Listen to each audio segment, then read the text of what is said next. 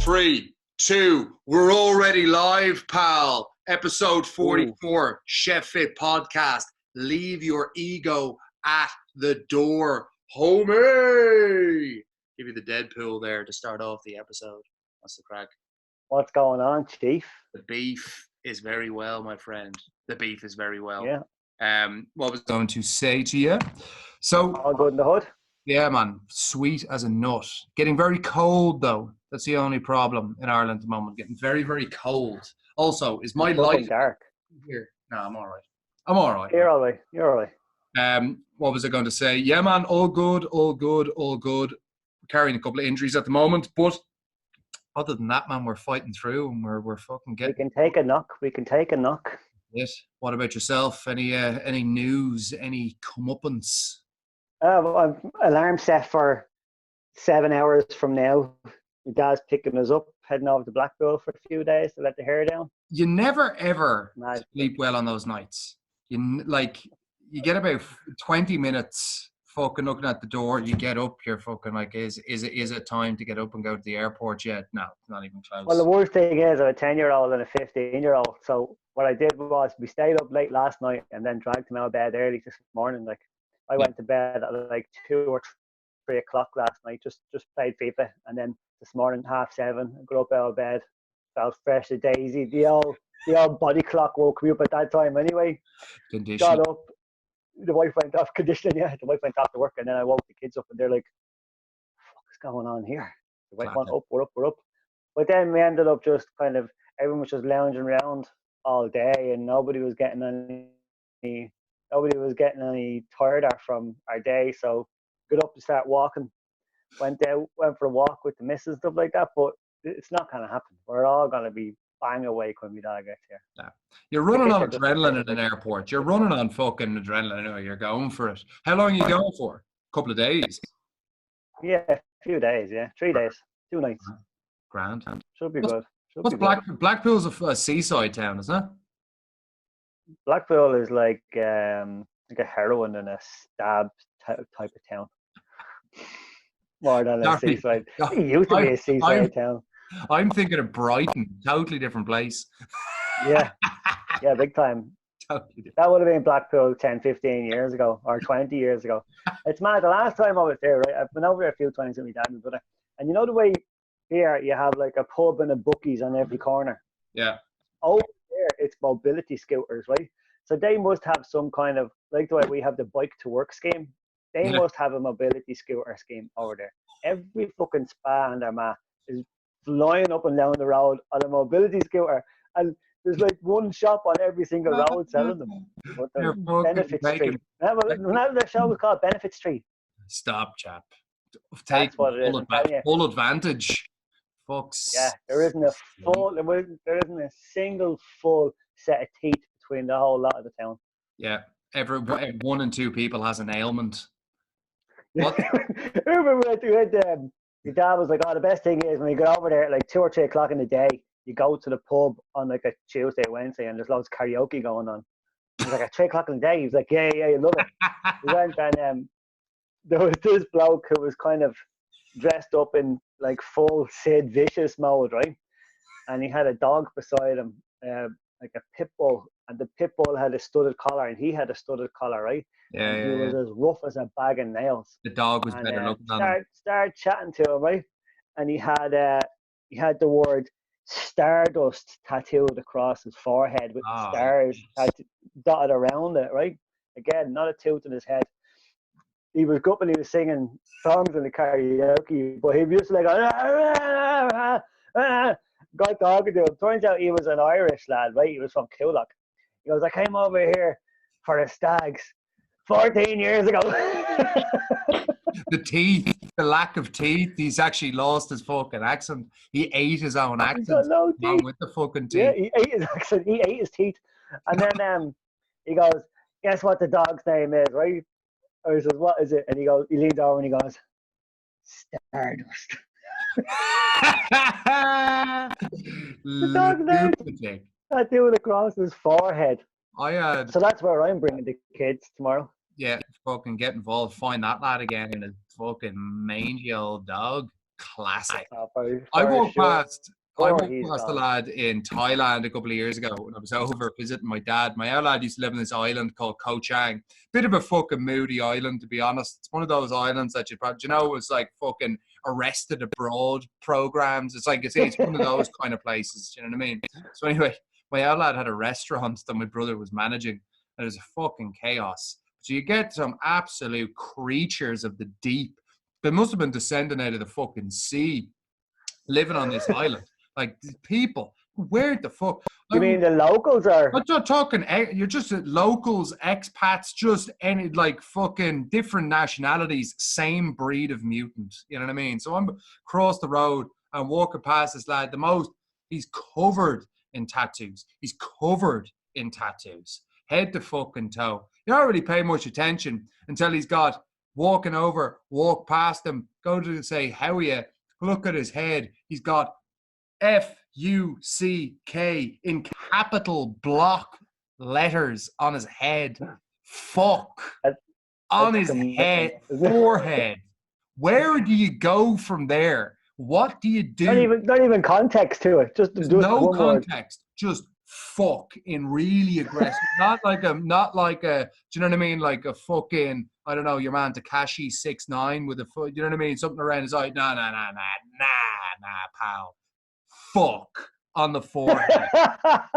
What are you gonna do? It was like he had the tattooed in his head. He said, "What are you gonna do about it?" But he actually, to be honest, he's definitely not thinking that. His life is ruined. That's why he lives on that island, because you couldn't surface in a civilized place ever again with that tattooed on your head.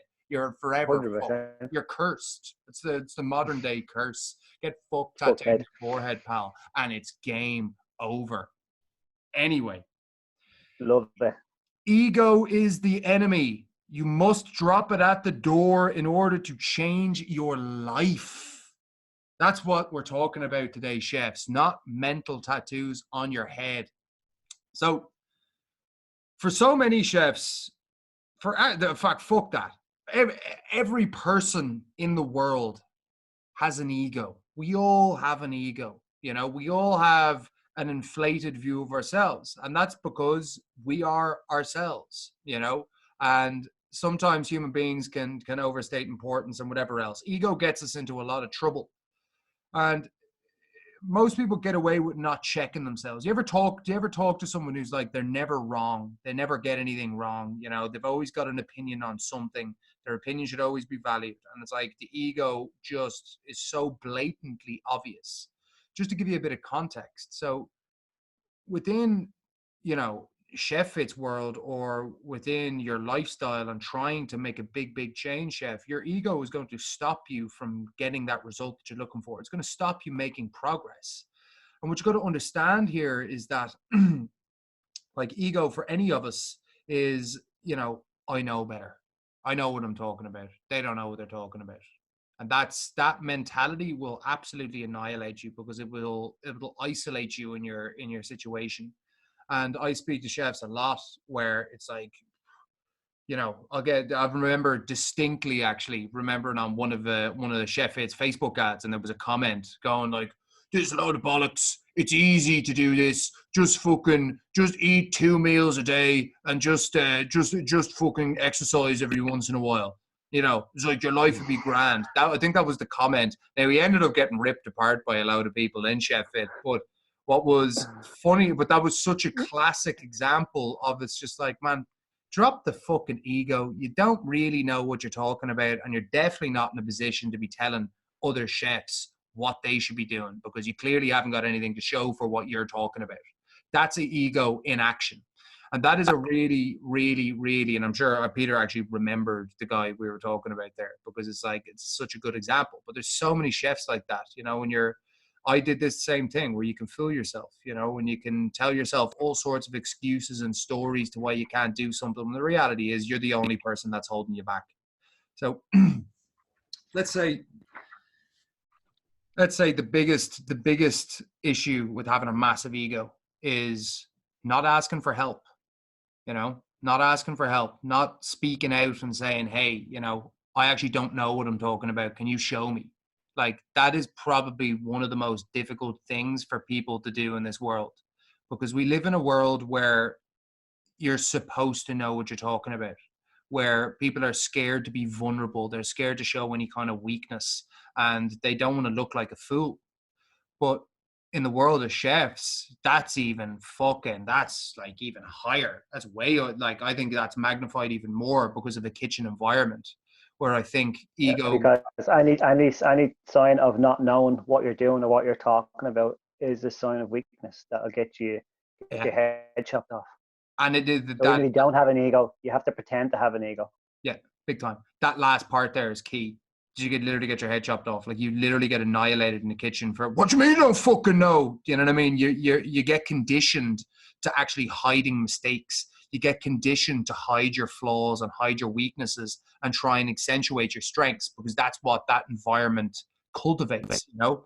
And in cooking, ego has its benefits. You know, it does. It has its benefits. It has, like, big head chefs and stuff like that, like, they back themselves.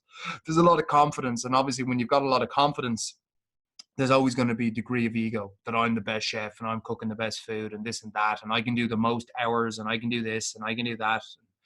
The reality is that there's a difference between a big ego and having confidence and, you know, being able to back yourself up. There's a massive difference.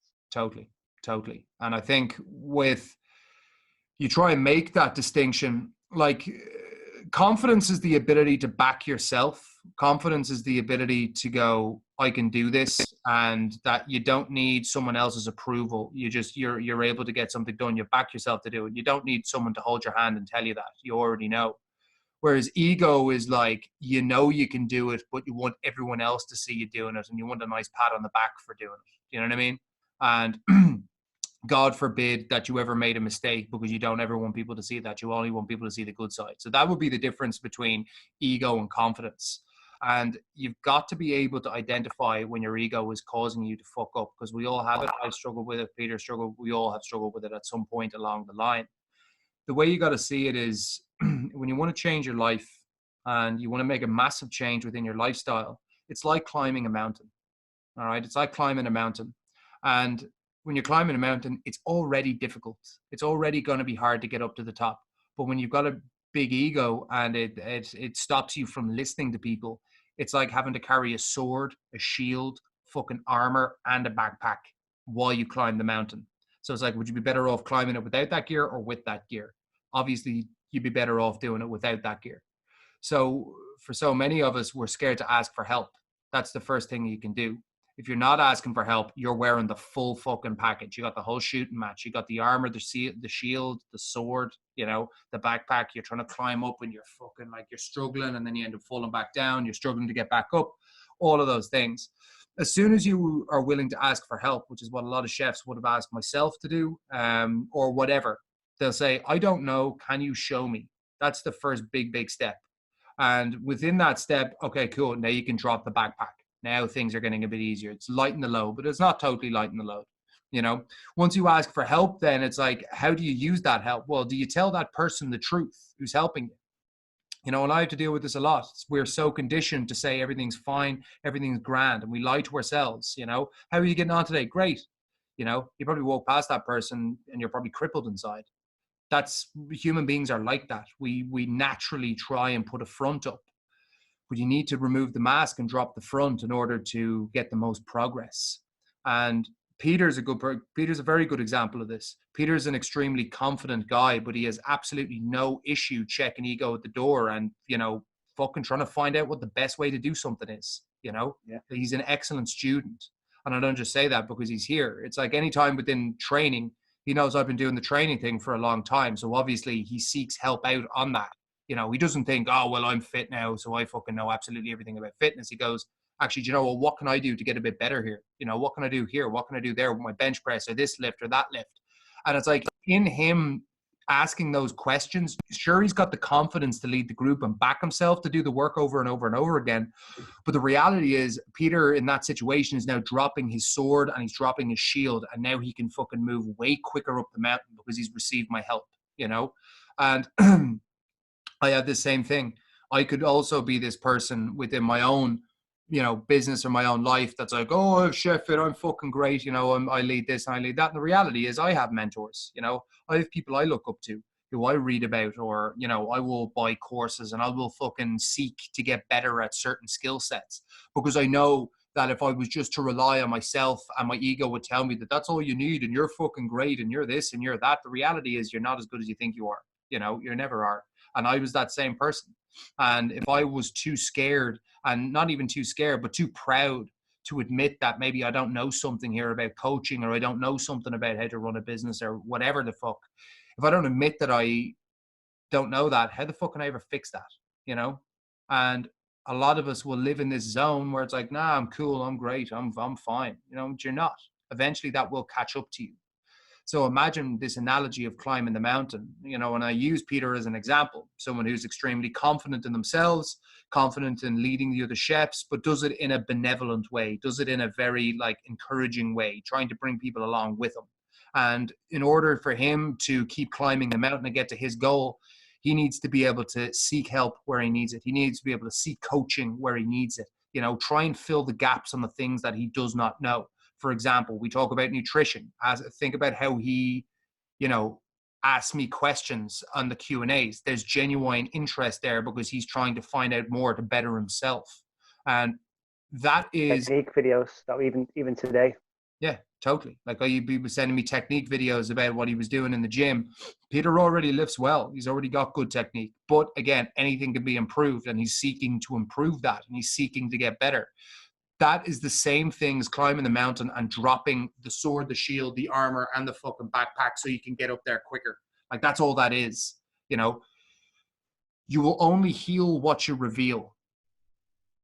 That's a really strong thing to think about. And I was clicked with me this morning. It was like, you only heal what you reveal. So when you have this mask on all the time and you're trying to play like everything's cool, you know, you're in the kitchen.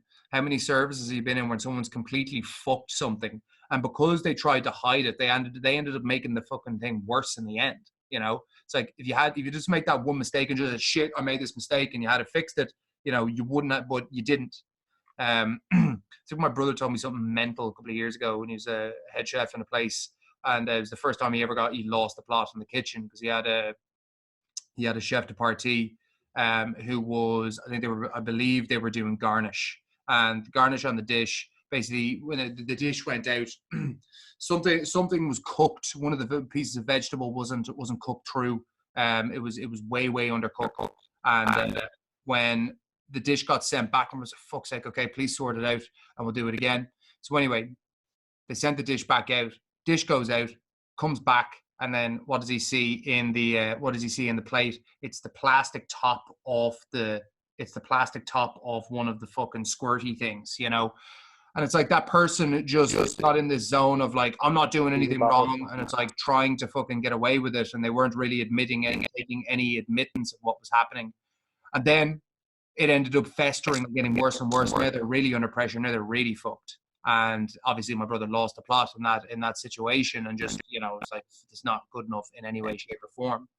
But again, with that in mind, it's like the ego will let problems grow and grow and grow.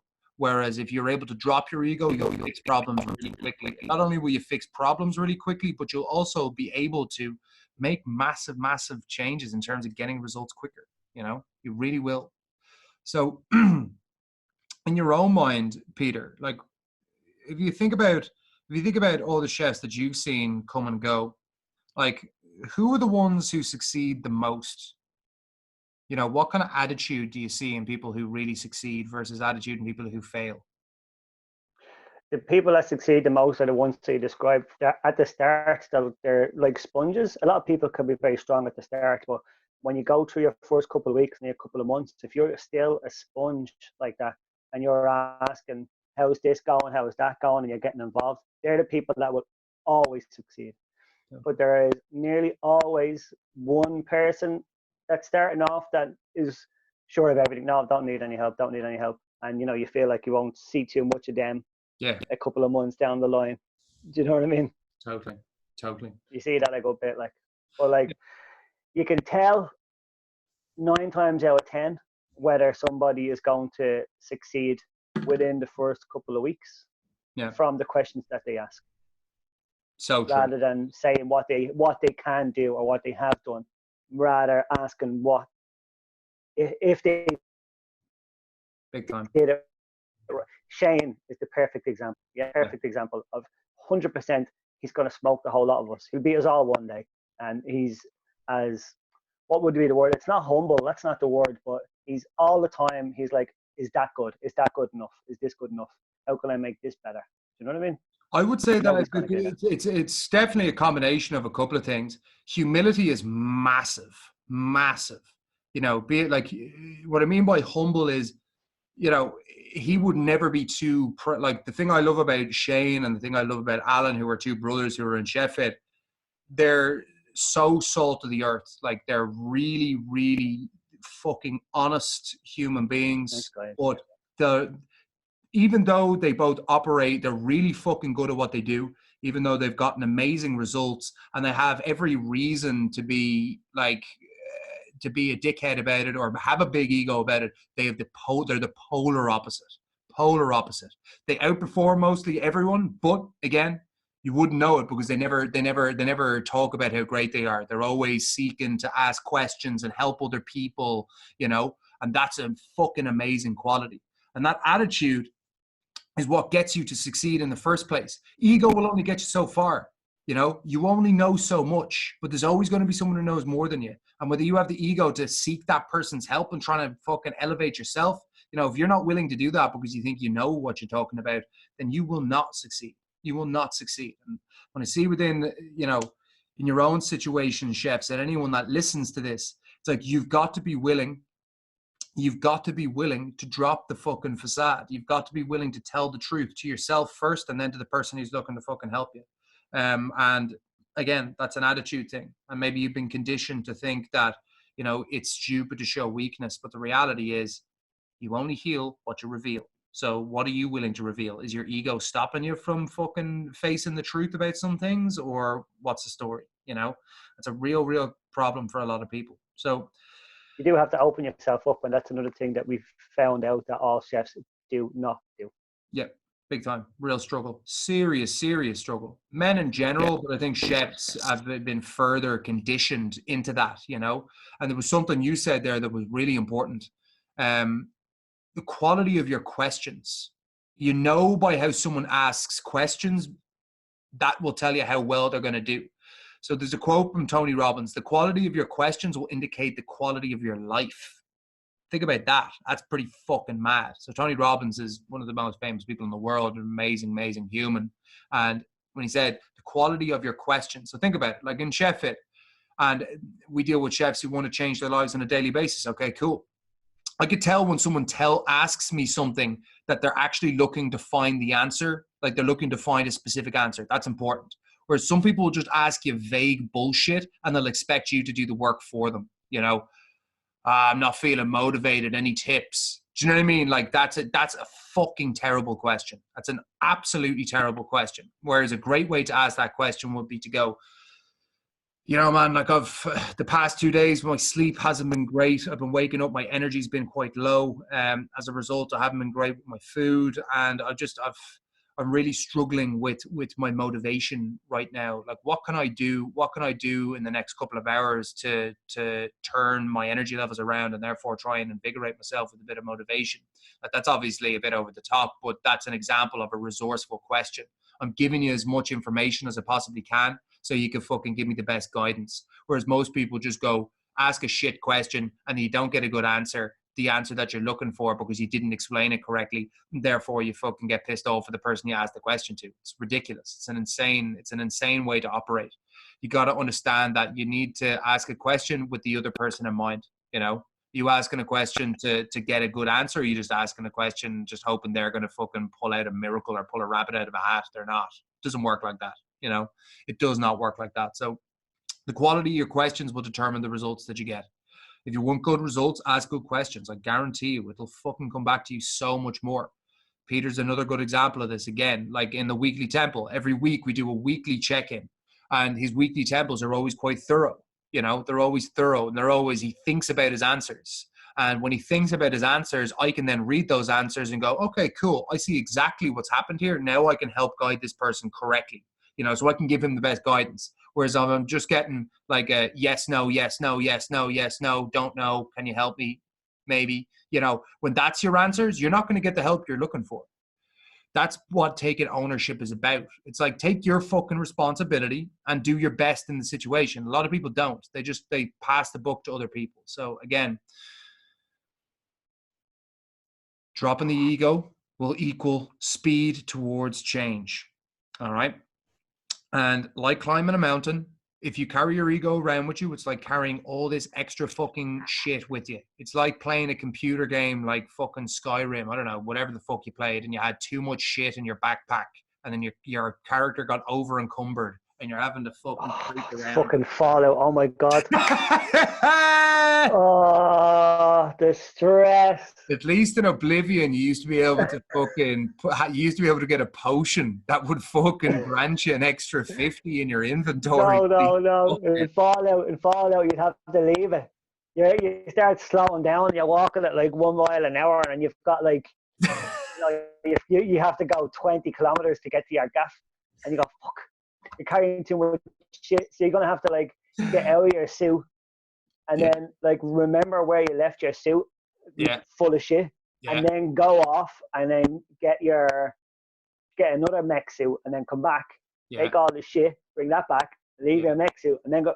You're wasting 2.5 hours. Going into not that I got to do with anything, but you just gave me an awful bleeding memory. Going into your miscellaneous section and fucking trying to drop all sorts of random shit. What was it? You're trying to drop you've collected like 50 fucking like healing potions. You're like 0.5 of a pound. You just have to drop all of them.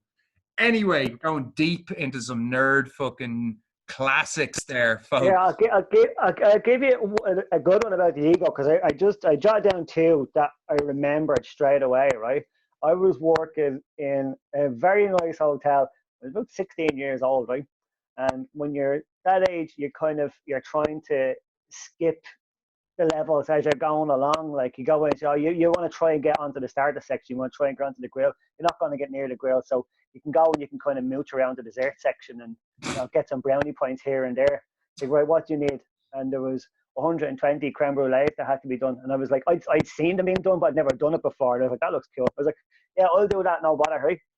So I went and to start doing the 120 creme brulees.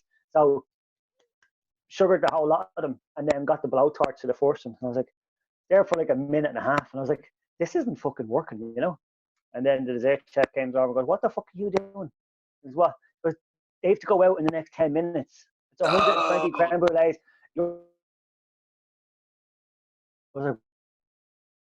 I thought it was ice and sugar. I was after using baking powder. Put it on 120 then, right? Your man just goes, you're fucked, pal. And he walked away. You're fucked. You're fucked, pal. And he just walked away, right? So the only thing that I could do, first of all, I had this blind panic, cold sweat for a couple of minutes. I contemplated just going and just disappearing. You know, people come down going, where's Peter? What's the order of brulees? He's gone.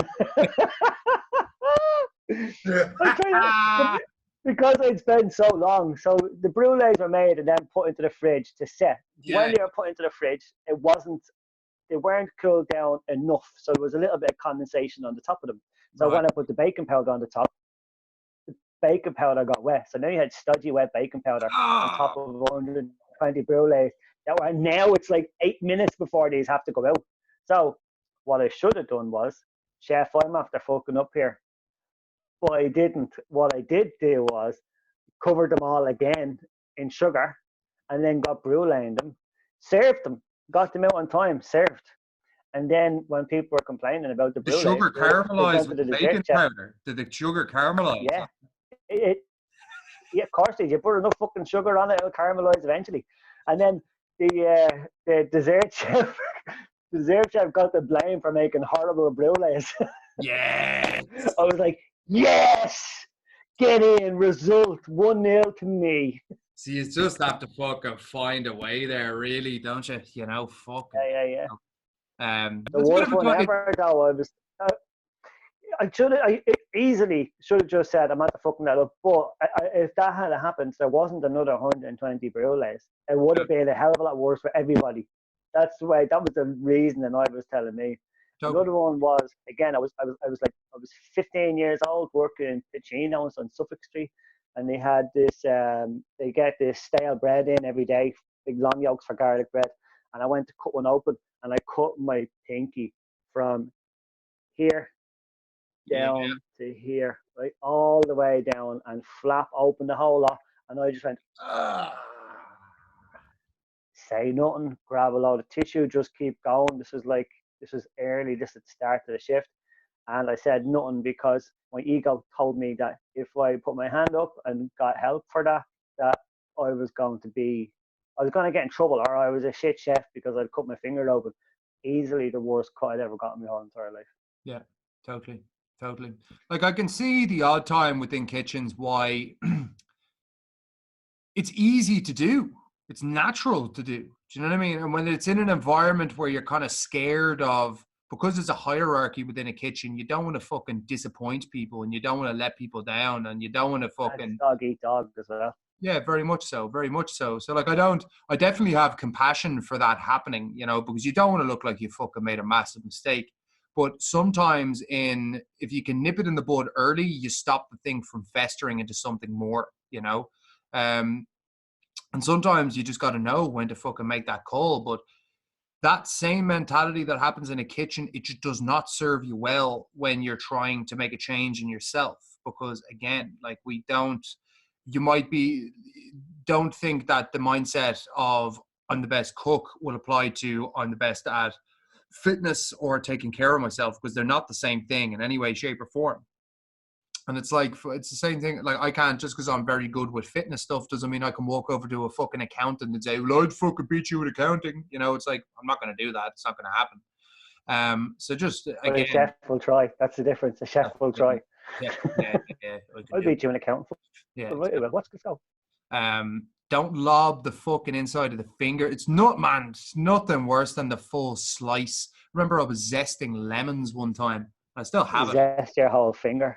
Literally zested the side of my fucking little finger off, and so deep, nearly to the bone. And it was like, I was working for a fucking bartending cocktail events company called Old Bar None. I was going to do some massive fucking gigs, set up the bar, build the bar, do the cocktails, all of that shit, and break it all down. And after just slicing, it was me and one other lad, you know, doing an entire fucking event. And it's just like, what the fuck do you do here? Actually, do you know what? I was even stupid enough. I lobbed the fucking, like, it was from there to there that I lobbed off completely, nearly to the bone. And I fucked the skin away. So I was just stuck with this fucking exposed death on the side of my fucking... I mandolined these 3 knuckles right off. Just 3 in one go. Blood flying all over the place. The mandolin was so sharp I didn't feel a thing. It still hurts my stomach when I think about it. Shit. Yeah. 3 knuckles gone. Fuck that, man. Fuck that shit. Jesus Christ. I don't use them. We have one in work. The commie chef goes to use them, and I'm like, you better fucking stop with that shit. And he's like, oh, I saw this agency bloke was using them last week. I was like, let him. Did I ever tell you to use that? No. I says, what do I use that for? And he's like, I don't know. I said, I don't fucking use it. Even though we have the yolk, the thing that, you know, the spikes that you use, I'm not going near that thing ever again. The death machine. Once bitten, twice shy.